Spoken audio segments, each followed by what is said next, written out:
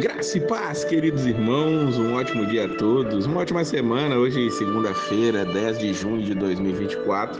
Nosso devocional diário está em Efésios, capítulo de número 4. Depois de tratar aprimoradamente de grandes doutrinas, Paulo agora vai partir para a prática, dizendo que a doutrina ela não tem nenhum sentido se não for praticada no amor e na edificação e principalmente na unidade. Paulo começa dizendo que roga para que aqueles irmãos vivam da maneira digna da vocação que receberam e começa já no versículo 2 a dizer que eles têm que ser pacientes, suportar uns aos outros. Essa questão dos uns aos outros, da unidade, está muito explicitado dentro deste capítulo. Paulo vai dizer que há um só corpo, um só Espírito, um só Senhor, uma só fé, um só batismo, um só Deus e Pai de todos, que é sobre todos, por meio de todos e em todos. E essa graça nos é concedida conforme a medida repartida por Cristo. Cristo reparte, mas a unidade ela precisa continuar. E para que isso aconteça, enquanto aqui nós estamos, ele, no versículo 11 diz, designou uns para apóstolos, profetas, evangelistas, pastores e mestres.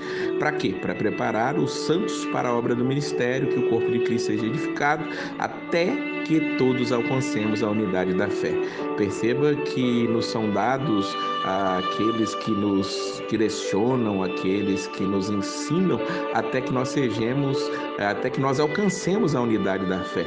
E o propósito disso está no versículo 14, é que não sejamos mais crianças, levados de um lado para o outro pelas ondas, enjocados para cá e para lá, por todo vento de doutrina e pela astúcia e esperteza de homens que induzem ao erro.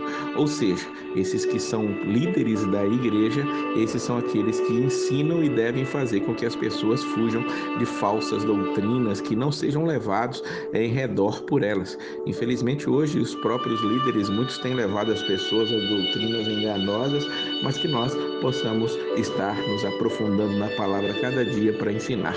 Inclusive, nesse versículo 11, ele fala de apóstolos e profetas, que ele já disse nos capítulos anteriores, que era o fundamento da igreja, ou seja, os profetas e apóstolos simbolizam para nós aqueles que escreveram a palavra de Deus. Os profetas no Antigo Testamento, os apóstolos no Novo, daí em diante vem os evangelistas, pastores e mestres, para dar continuidade à obra de edificação, e que nós possamos valorizar a estes e fazer com que possam também nos ensinar com sabedoria. Tudo isso, no fim das contas, vai nos levar a um ajuste do corpo. Versículo 16, dele, ou seja, de Jesus, todo o corpo ajustado, unido pelo auxílio de todas as juntas, cresce e edifica-se a si mesmo em amor, na medida em que cada parte realiza a sua função. O corpo tem vários membros e quando cada parte realiza a sua função, vamos ver o ajuste, vamos ver essa unidade, essa edificação. Mais uma vez, o assunto da unidade fica muito claro aqui. E como Paulo disse, nós temos que viver de modo digno com a vocação que fomos chamados. E para que fomos chamados? Nós fomos libertados, livres, temos que deixar o velho homem.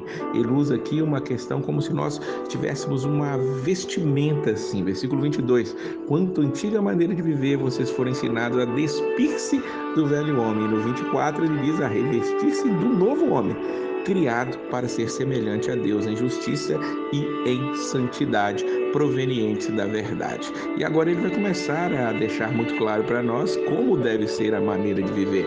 Ele vai falar sobre abandonar a mentira, abandonar o furto, não usar palavras torpes, não se irar e por aí afora. Mas é interessante que ele nunca fala uma parte negativa sem transmitir a positiva. Por exemplo, quando ele fala para abandonar a mentira, ele diz, falem a verdade. Para quê? Porque todos somos membros de um corpo. Ele fala, quando se irarem, não pequem. Apaziguem a sua ira antes que o sol se ponha e não deem lugar ao diabo. Aquele que furtava, não furte mais. Muito pelo contrário, trabalhe. E você faz com que é útil para poder dar, repartir com quem tem necessidade. É exatamente o contrário do que fazia antes. Furtava, tirava de alguém, agora você trabalha para dar para alguém. E sobre as palavras torpes, ele diz que é para nós usarmos palavras que edifiquem os outros. A intenção de Paulo o tempo todo é edificação, é o próximo, é aquele que precisa de nós. Por isso ele termina o capítulo falando justamente sobre isso. Versículo 32, sejam bondosos e compassivos uns para com os outros. perdoando-se mutuamente, assim como Deus perdoou vocês em Cristo. Que o amor e essa unidade sejam sempre nós, porque essa unidade vem da doutrina, da palavra de Deus, que nos ensina o que fazer e como viver. Que nós possamos vivenciar tudo isso, deixando as coisas erradas, vivendo as coisas novas, nos despindo do velho homem, nos revestindo do novo homem, para vivermos conforme a vontade do Senhor.